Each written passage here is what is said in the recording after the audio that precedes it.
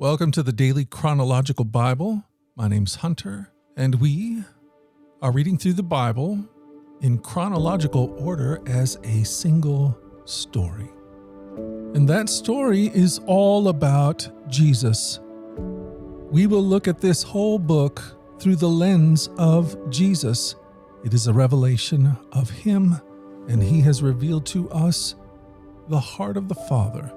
He has invited us all to participate with Him in the life that He shares with the Father and the Spirit. Today, day number 3, we are in the book of Genesis, chapters 7 through 10, and then we'll read 1 Chronicles, chapter 1, verses 1 through 23. This is the word of the Lord. Genesis 7. When everything was ready, the Lord said to Noah, "Go into the boat with your family, for among all the people on the earth I can see that you alone are righteous. Take with you 7 pairs, male and female, of each animal I have approved for eating and for sacrifice, and take 1 pair of each of the other animals. Also take 7 pairs of every kind of bird. There must be a male and female in each pair, to ensure that all life will survive on the earth after the flood. 7 days from now, I will make the rain pour down on the earth, and it will rain for 40 days and 40 nights until I have wiped from the earth all living things I have created." So Noah did everything as the Lord commanded him. Noah was 600 years old when the flood covered the earth. He went on board the boat to escape the flood, he and his wife and sons and their wives. With them were all the various kinds of animals, those approved for eating and for sacrifice, and those that were not, along with all the birds and the small animals that scurry along the ground. They entered the boat in pairs, male and female, just as God had commanded Noah. After 7 days, the waters of the flood came and covered the earth. When Noah was 600 years old, on the 17th day of the 2nd month, all the underground waters erupted from the earth, and the rain fell in mighty torrents from the sky. The rain continued to fall for 40 days and 40 nights. That very day, Noah had gone into the boat with his wife and his sons, Shem, Ham, and Japheth, and their wives. With them in the boat were pairs of every kind of animal, domestic, wild, large, small, along with birds of every kind. 2 by 2 they came into the boat, representing every living thing that breathes. A male and female of each kind entered just as God had commanded Noah. Then the Lord closed the door behind them. For 40 days the floodwaters grew deeper, covering the ground and lifting the boat high above the earth.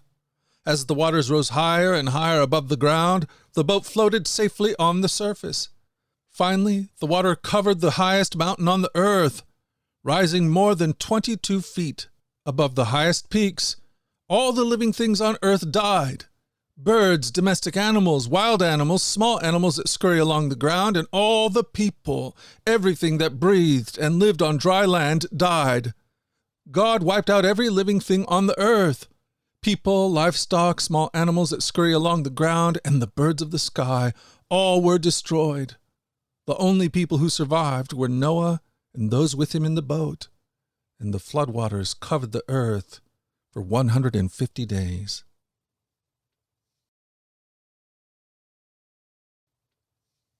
Genesis 8. God remembered Noah and all the wild animals and livestock with him in the boat. He sent a wind to blow across the earth, and the floodwaters began to recede. The underground waters stopped flowing, and the torrential rains from the sky were stopped, so the floodwaters gradually receded from the earth. After 150 days, exactly 5 months from the time the flood began, the boat came to rest on the mountains of Ararat. 2.5 months later, as the waters continued to go down, other mountain peaks became visible. After another 40 days, Noah opened the window he had made in the boat and released a raven. The bird flew back and forth until the floodwaters on the earth had dried up. He also released a dove to see if the water had receded and it could find dry ground. But the dove could find no place to land because the water still covered the ground. So it returned to the boat, and Noah held out his hand and drew the dove back inside. After waiting another 7 days, Noah released the dove again. This time the dove returned to him in the evening with a fresh olive leaf in its beak. Then Noah knew that the floodwaters were almost gone.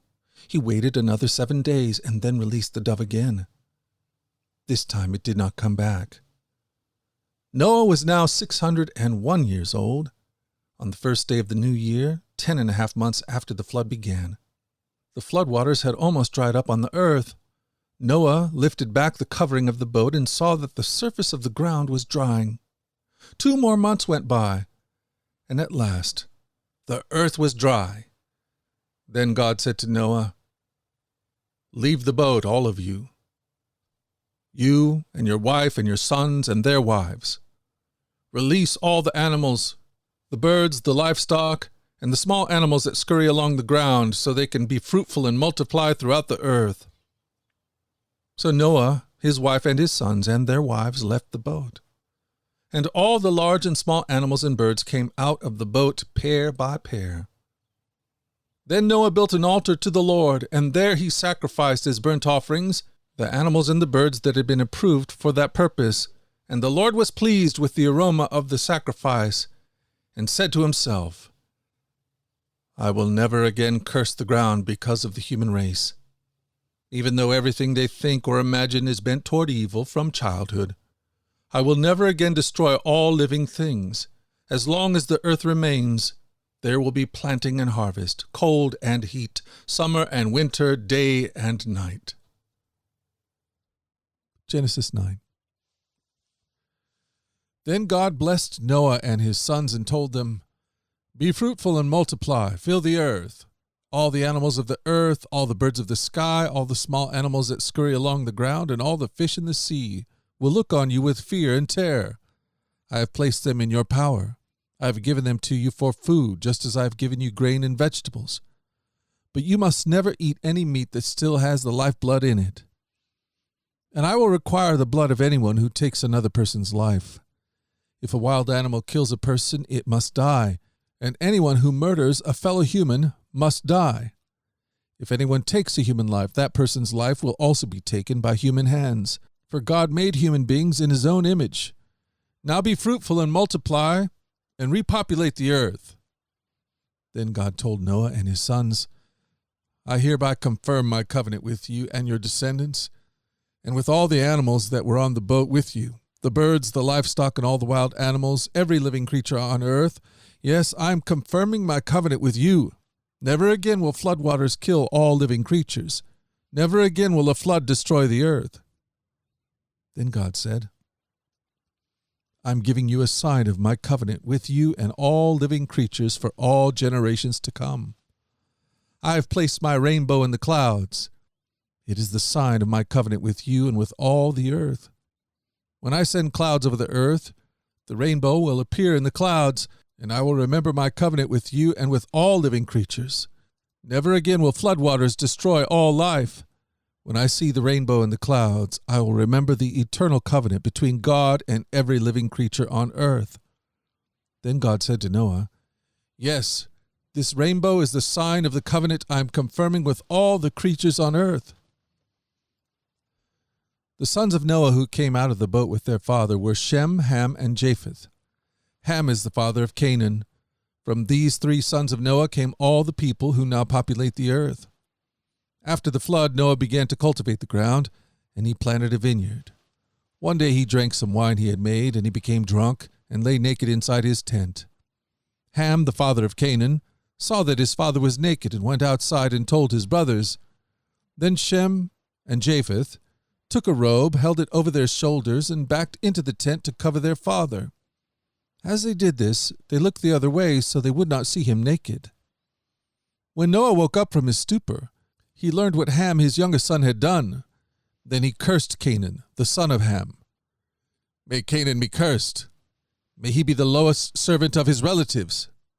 Then Noah said, "May the Lord, the God of Shem, be blessed, and may Canaan be his servant.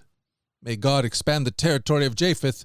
May Japheth share the prosperity of Shem, and may Canaan be his servant." Noah lived another 350 years after the great flood. He lived 950 years, and then he died. Genesis 10. This is the account of the families of Shem, Ham, and Japheth, the three sons of Noah.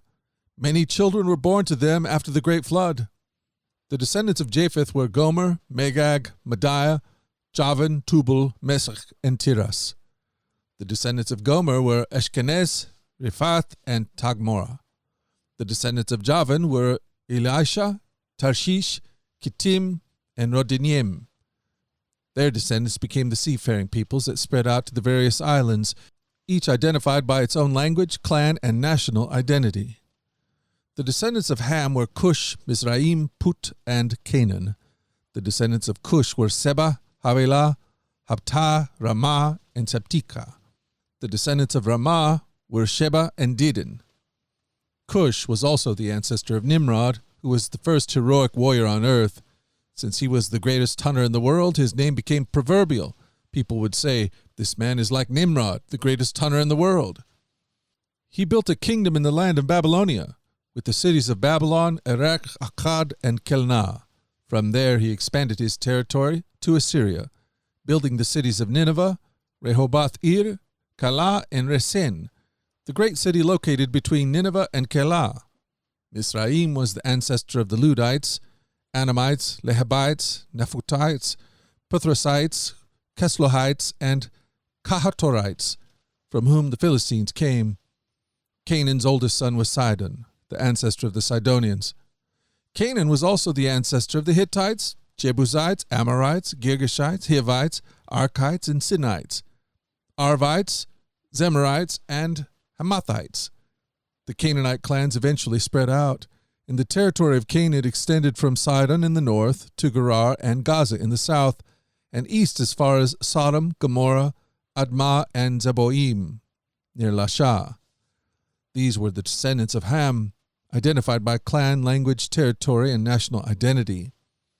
Sons were also born to Shem, the older brother of Japheth. Shem was the ancestor of all the descendants of Eber. The descendants of Shem were Elam, Ashur, Arphaxad, Lud, and Aram. The descendants of Aram were Uz, Hul, Gether, and Mash. Arphaxad was the father of Shelah, and Shelah was the father of Eber. Eber had two sons. The first was named Peleg, which means division, for during his lifetime the people of the world were divided into different language groups. His brother's name was Joktan. Joktan was the ancestor of Almodad, Shelef, Hazaremeth, Jerah, Hadoram, Uzal, Dichla, Obal, Abiel, Sheba, Ophir, Havilah, and Jobab. All these were descendants of Joktan. The territory they occupied extended from Mesha all the way to Sephar in the eastern mountains. These were the descendants of Shem, identified by clan, language, territory, and national identity. These are the clans that descended from Noah's sons, arranged by nation according to their lines of descent. All the nations of the earth descended from these clans after the great flood. 1 Chronicles 1. The descendants of Adam were Seth, Enosh, Kinan, Mahalalel, Jared, Enoch, Methuselah, Lamech, and Noah. The sons of Noah were Shem, Ham, and Japheth. The descendants of Japheth were Gomer, Magog, Madai, Javan, Tubal, Meshech, and Tiras.